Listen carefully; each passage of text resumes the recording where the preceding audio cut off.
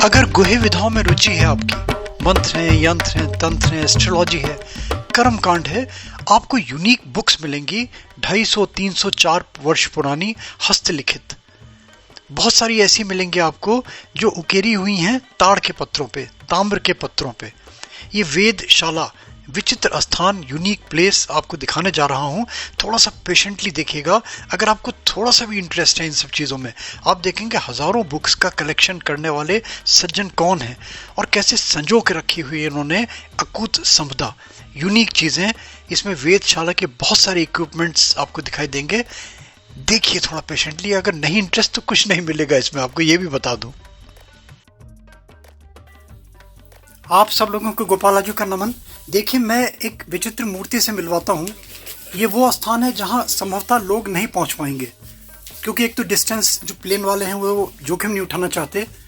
मैं विशेष रूप से यहाँ आया वेदशाला देवप्रयाग में, और यहाँ के जो महाराज जी, इनके दर्शन हो गए सौभाग्य से मुझे। इन्हीं के श्रीमुख से सुनते हैं 2 मिनट में, क्योंकि वीडियो ज़्यादा लंबा नहीं करेंगे, क्योंकि हमें आपको मैन्युस्क्रिप्ट दिखानी है यहाँ की, जो महाराज जी ने अपने व्यक्तिगत प्रयास से ये संजो के रखी हुई हैं।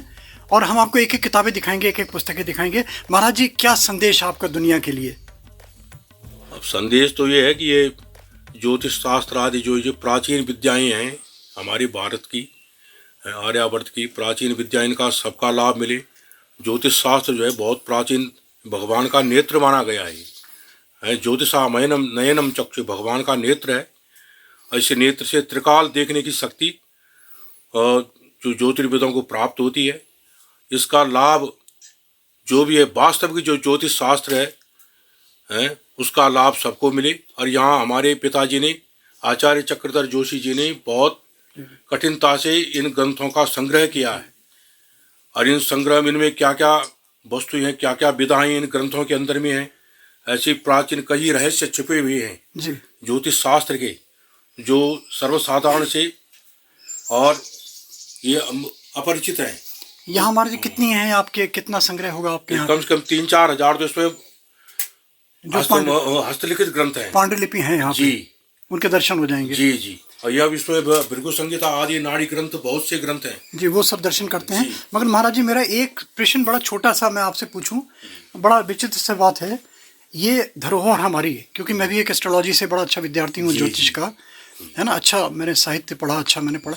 आप देखते होंगे आजकल जो चल रहा है ट्रेडिशन ज्योतिषी का, है ना, जो छाए हुए सब लोग आप देख रहे हैं, ज्ञान है नहीं, अपने वेशभूषा वाया डंबर के आधार पे बहुत बहुत बड़े ज्योतिषी बने हुए हैं।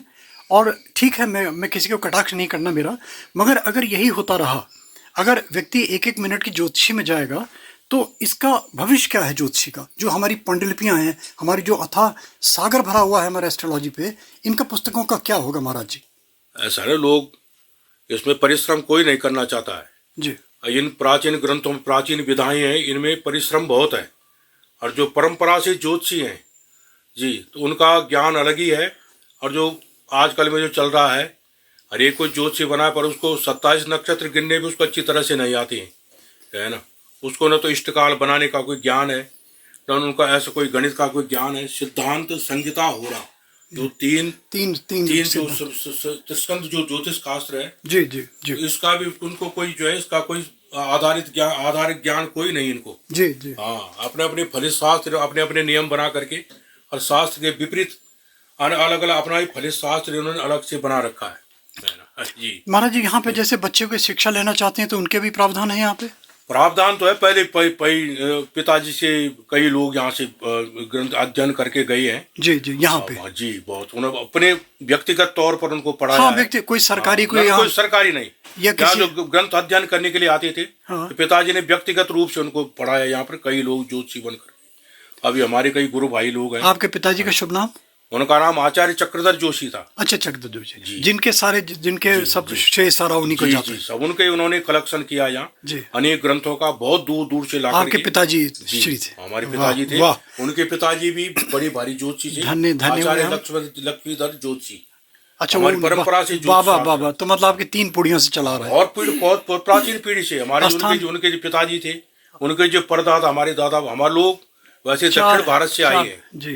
हाँ, हम लोग दक्षिण आंध्र प्रदेश के रहने वाले हैं। महाराज जी, दक्षिण भारत की जो परंपरा है हस्तरेखा से जन्मपत्री बनाना, जी नष्ट वो जातकम, वो नष्ट नाड़ी वो जातकम, नाड़ी शास्त्र नाड़ी शास्त्र में वो नाड़ी शास्त्र उसकी है। विधा का कोई है यहाँ पे? क्यों नहीं, यहाँ विधा का कोई ना, पर नाड़ी शास्त्र हमारी कई ग्रंथ है यहाँ, वो भी प्राचीन जो है तो तेलुगु वो लिपि में लिखी हुई है। दर्शन करेंगे वो उसके भी। तेलुगु लिपि में है, क्योंकि और मैं तो अगस्त संहिता आदि तेलुगु लिपि में सब प्राचीन जो हमारी वो देखते हैं जी। क्योंकि महाराज जी क्या है, सिर्फ एक जना मुझे मिला, हमारे कैप्टन लेखराज, आपने सुना होगा नाम, जी जी वो 1-2 मिनट में पत्री, मैंने उनके वीडियोस दिए हुए हैं, जी जी तो वो 2 मिनट में आप हाथ देखेंगे। हाँ, 2 मिनट वो अब या नाड़ी तो नाड़ी शास्त्र है। अब पता नहीं क्या शास्त्र, क्योंकि नाड़ी 2 मिनट शास्त्र है, जी। 2 उससे मिनट में अंगूठे से लग्न का निर्धारण किया नहीं, जाता मगर उसमें समय तो लगता है ना, 2 मिनट में तो नहीं बन सकती, ना, ना, वो 2 मिनट में बनाते हैं। अब पता है। नहीं तो जिसको इतना जो है उसका इष्ट सिद्धि है या दक्षिणी सिद्धि है, सिद्धि है, और उतना जिसको जो है शास्त्र पर जिसकी पकड़ होगी, अभ्यास से तुरंत हो जाता है। महाराज जी हम थोड़ा सा वो दर्शन करें पुस्तकों जी के, जी अवश्य जी। आपके आदेश हो तो।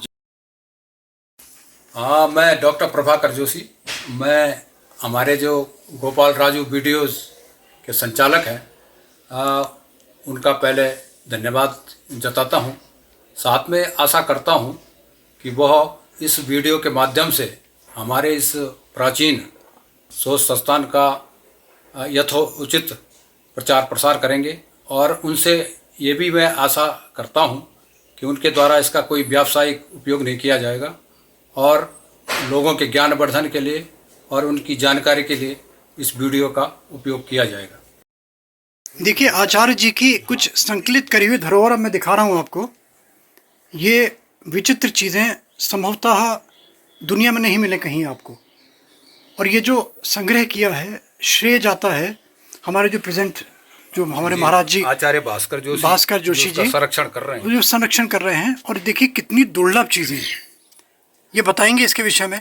ये आपको जो दिखाई दे रहा है, ये 300 वर्ष पुरानी गीता है, और एक ही पेज पर लिखे गए हैं। ये जो 18 अध्याय हैं, और सबसे बड़ी खासियत इसमें ये है कि ये चक्राकार राउंडेड उसमें लिखी गई है।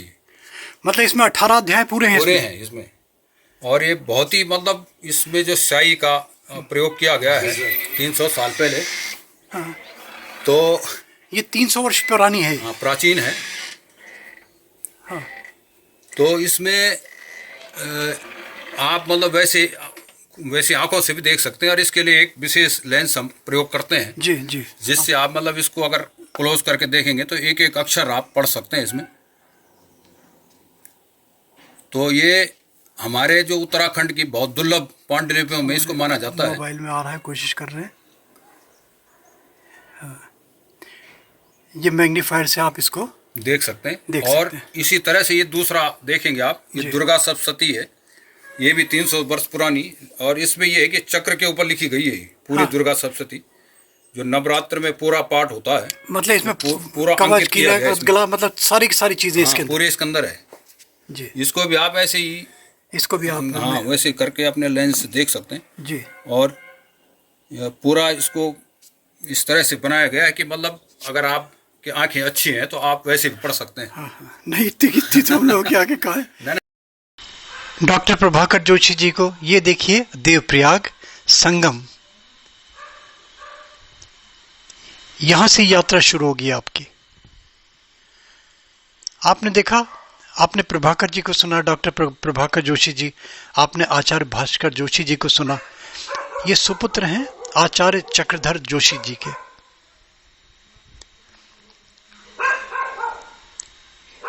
ये सारी मैन्युस्क्रिप्ट्स केमिकली ट्रीट करके प्रिजर्व कर जा रही हैं।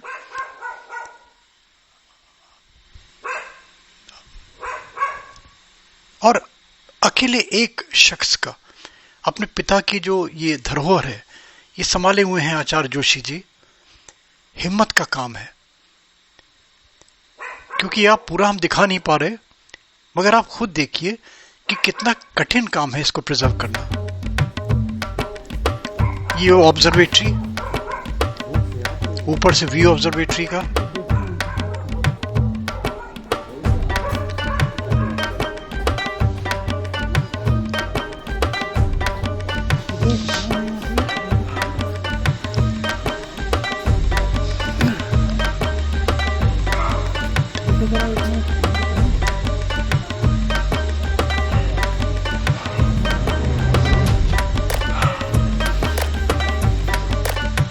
यंत्र देख के अचंभा होता है कि नेकेड आई से कैसे बनाई होंगी।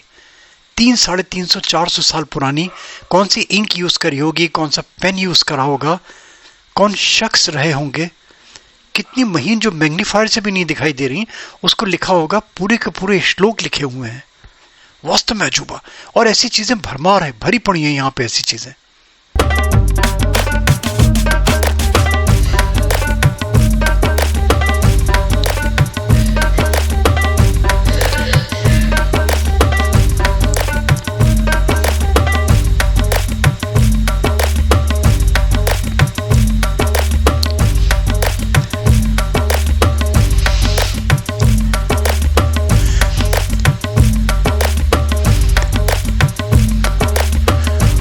बहुत पुरानी फोटोएं, पिक्चर्स कहां से इन्होंने संकलित करी होंगी। वास्तव में एंटीक है ये, वास्तव में एंटीक है। इनकी पूरी कहानी बताने लगेंगे तो पूरा बताया ना कि घंटों लग जाएंगे उसमें। मगर आनंद लीजिए, इसलिए दिखा रहा हूं कि टेम्पटेशन हो देख के आपको कि कितनी पुरानी धरोहर संजो के रखी हुई है।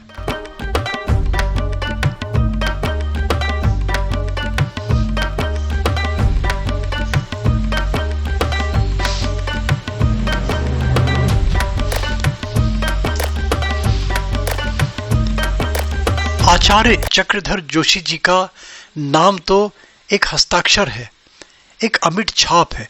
ये हजारों बुक्स का कलेक्शन देखिए आप।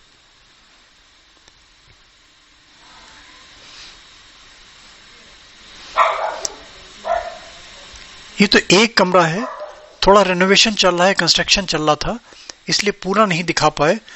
ये एक एक चीज को विस्तार से बता रहे हैं, कैसे इन्होंने प्रिजर्व करके रखी हुई है, केमिकली उनको पॉलिथीन में प्रिजर्व करके, नहीं तो सब नष्ट हो गई थी। और आधी संपदा तो नष्ट के कगार पे है, क्योंकि कोई इस इंटरेस्ट लेने वाला नहीं है। हम वीडियो दे रहे हैं, हम जानते हैं कि इन पांडुलिपियों में किसी की रुचि नहीं होगी। देने का उद्देश्य सिर्फ ये क्योंकि मैं मजबूर हूं, लाचार हूं अपनी आदतों से, जाके छानबीन करके और एक एक चीज कोशिश करता हूं कि ऐसे दूं, लोगों को लाइव दिखाऊं। ये सारी इनकी संपदा, 50 अलमारियां भरी हुई हैं जिनमें मैन्युस्क्रिप्ट्स हैं, हस्तलिखित पुस्तकें हैं ये वाली।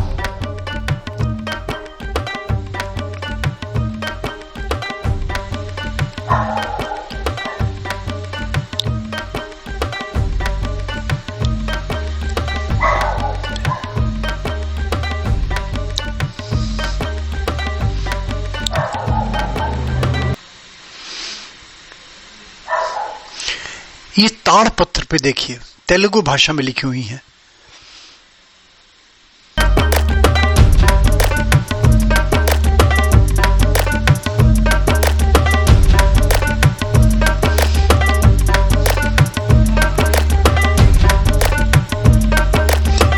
ये इनकी जो वेदशाला में चीजें हैं, इक्विपमेंट्स जो कैलकुलेशंस के काम आती हैं, जो ग्रहों के जो नक्षत्र हैं उनकी चाल के लिए, उनके ट्रांजिट के लिए, इनसे कैलकुलेट करी जाती थी। पहले एडवांस टेक्नोलॉजी नहीं थी, इन्हीं से काम चलता था।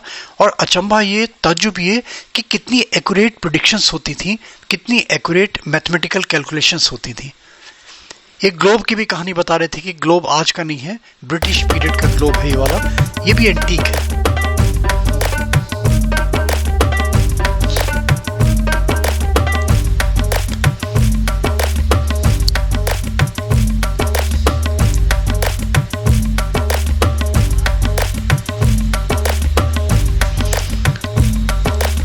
पुस्तकों में नष्ट जातकम की बात आई थी। ये बुक्स हैं, ये तो सामान्यतः आपको देखने में लाइब्रेरीज में मिल जाएंगी, मगर मैंने बताया ना कुछ वो चीजें जो यूनिक, जो एंटीक, इनको प्रिजर्व करना एक टेढ़ी खीर। बहुत बड़ा श्रेय है, इसमें कोई शक नहीं। डॉक्टर प्रभाकर जी पूरे दिलो जान से जुड़े हुए हैं। भारतीय ज्योतिष का देखिए बताएंगे ये पीपल के पत्ते पे बनी हुई है ये। हाँ, ये पीपल के पत्ते पे। पीपल के पत्ते पे और ये देखिए बहुत ही कितनी अच्छा सुंदर उन्होंने कलाकारी मतलब भगवान का जो- कितनी सुंदर कलाकारी करी हुई है। रविशंकर शुक्ल थे, गुजरात एक के से बहुत एक प्रसिद्ध अच्छी। चित्रकार थे। रविशंकर जैसा लगता है शुक्ल लाइव उनके द्वारा एम्बॉस बनाई जैसे गई। ये उभर के आ आचार्य रही जी की है बनाई थी और उन्होंने। प्रिजर्व करी हुई है रविशंकर कितने शुक्ल जी सालों की से, बनाई हुई हाँ, ये पेंटिंग सैकड़ों उन्होंने- वर्षों से प्रिजर्व करके पत्ते रखी पे हुई है। पेंटिंग। हाँ, पत्ते पे पेंटिंग। और एक विचित्र पेंटिंग दिखाता हूँ आपको, ये सोने के पानी से लिखी गई हाँ, बनाई थी। भगवती माँ सरस्वती जी की। और फिर ये देख, ये सारे इंस्ट्रूमेंट्स वेदशाला के और भी बहुत सारे इंस्ट्रूमेंट्स हैं। बताया ना कि कई सारे हॉल जो बंद हैं, कंस्ट्रक्शन चल रहा है, वो देख नहीं पाए, वो दिखाने से कोई फायदा नहीं था, मगर फिर भी कोशिश करते हैं जितना आपको मैक्सिमम दिखा सकते हैं। अभी तो ये इस स्टेज में है कि इनको मैनेज किया जा रहा है। ये कलाकृतियां, ये भी पाषाण है और इनका कहीं ना कहीं एस्ट्रोलॉजिकली कहीं ना कहीं इंपॉर्टेंस है इनकी। जो भी चीजें हैं, जो भी पिक्चर आप देख रहे हैं, ये एंटीक हैं। एंटीक इसलिए कि सैकड़ों वर्ष पुरानी है।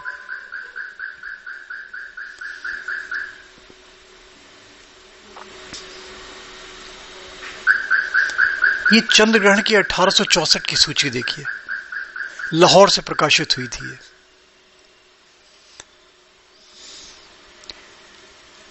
ये वेदशाला का इक्विपमेंट समय ज्ञान के लिए, काल चक्र का निर्धारण करने के लिए।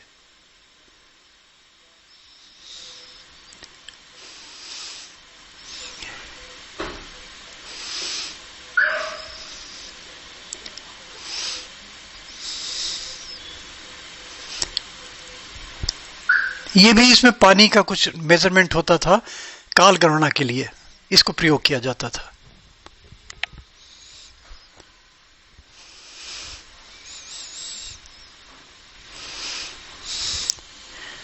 प्रभाकर जी ने हमें एक एक चीज इतने अच्छे तरह समझाई थी, मगर मैंने बताया ना कि इसका सूक्ष्मीकरण कर रहे हैं।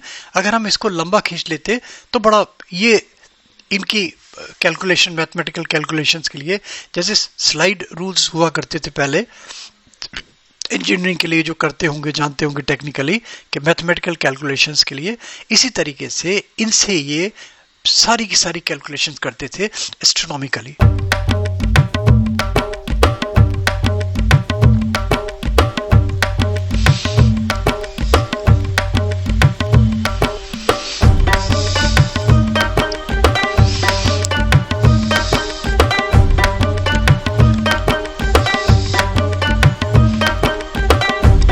शंकु सूर्य घड़ी कहलाती थी। ये सूर्य की किरणों से मेजरमेंट करते थे क्या समय, और अचंबा ये होता है कि बिल्कुल एक्यूरेट समय निकालते थे, यानी कि घंटा, मिनट, सेकंड्स तक।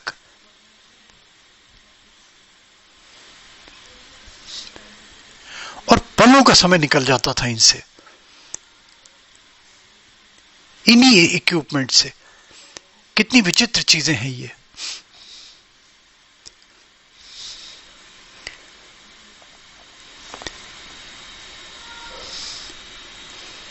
ये भी वो नक्शे हैं जो सैकड़ों साल पुराने हैं इनके। टिहरी स्ट्रीट की इन्होंने पूरी कहानी बताई मुझे।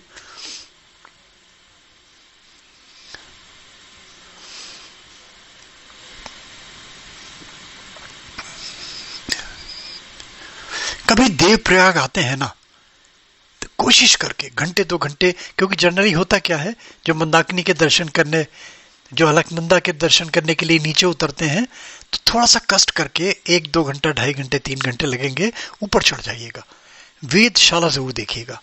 मैं बार बार कह रहा हूं कि उनके लिए, उन एस्ट्रोलॉजर्स के लिए, उन नए एस्ट्रोलॉजर्स के लिए जिनको टेक्स्ट पढ़ने का शौक है, मगर ये उनके लिए नहीं जो ऑब्जेक्टिव एस्ट्रोलॉजी में जाते हैं। ये इनको जो रेनोवेशन चल रहा है, ये दर्जनों अलमारा ये प्रिजर्व कर रहे हैं धीरे धीरे, ये इसका रूप रंग कोशिश कर रहे हैं कि चेंज हो, एक मॉडर्न रूप में लाया जाए। और इन्होंने ये भी बताया कि बहुत जल्दी गाड़ी की यहाँ तक व्यवस्था हो जाएगी, शायद रोड बन भी रही है, तो उसमें 1-1.5 किलोमीटर का आपका सफर बच जाएगा। बाकी 1-1.5 किलोमीटर, 2 किलोमीटर तो टीडीएस, थोड़ा सा चढ़ना पड़ेगा हाइट पे आपको।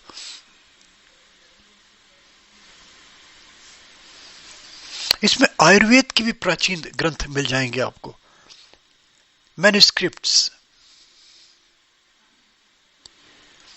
ये रेनोवेशन चल रहा है भी इनका।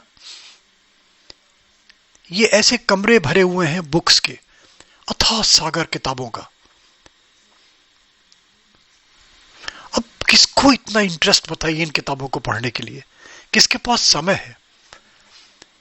अगर गुह्य विधाओं में जाते हैं, अकल्ट साइंसेस में जाते हैं, तो कौन इतना समय डिवोट करता है?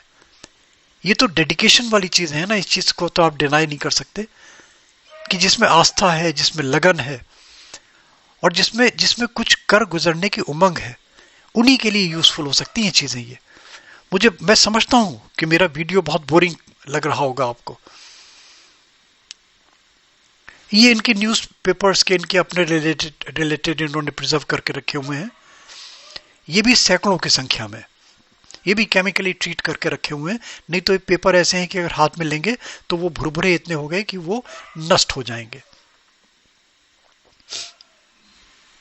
घड़ी, फोटो, ये पेंटिंग्स सब एंटीक।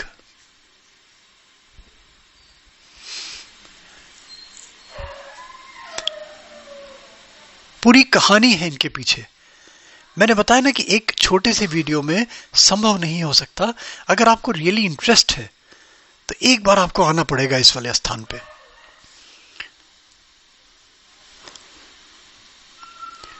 और जो परम विद्वान हमारे एस्ट्रोलॉजर आचार्य भास्कर जोशी जी, जो सुपुत्र हैं आचार्य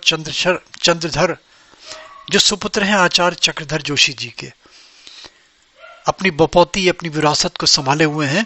5-4 जनरेशन से इनकी बपौती चली आ रही है। कितना विचित्र संग्रह आपको दिखा रहा हूं।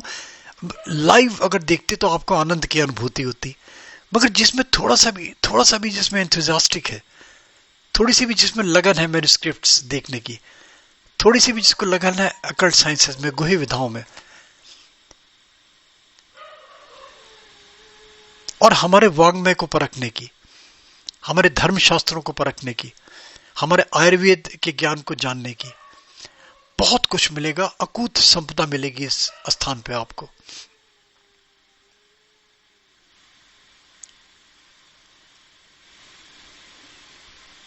एक एक चीज हमने तो पूरा दिन लगाया पढ़ने में, समझने में, उसी का सूक्ष्मीकरण करके दे रहा हूं।